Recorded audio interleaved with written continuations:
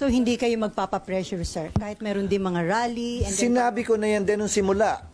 Sino mang pabor sa impeachment o kontra sa impeachment, sino mang pabor kay VP Sara o kontra sa kanya, hindi ko papakinggan. Gagawin ko kung anong tama, nararapat at ayon sa konstitusyon at batas, ayon sa aming tingin. Kung ano ang tama. Hindi porkit pabor sila sa impeachment at ayaw nila kay VP Sara at gusto nilang matanggal si VP Sara, mamadali na namin at susundin namin sila.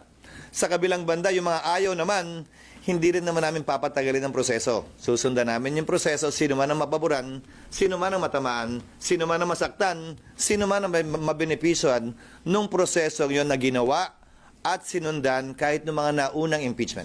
pero ang kanilang paniwagan, i-fulfill ninyo yung constitutional duty pagdating sa impeachment. Ang gusto nila, madaliin namin yung aming constitutional duty. Gagampanan namin yun, pero hindi sa oras na gusto nila porkit nagmamadali sila. Wala namang nagsabing hindi namin gagampanan yun dahil sabi ko nga, proseso ito na dapat sundan at sinusundan. Hindi sa oras na gusto nila, hindi sa pinili nilang panahon. Halimbawa, gusto nila mag-trial kami sa recess. Maliwanag na bawal at illegal yun. Kung sinunod namin sila sa kagustuhan nila, edi nagkaroon pa ng dagdag na bala ang nasasakdal si VP Sara, maaaring iyakyat na naman sa Korte Suprema at maging problema na naman nating lahat.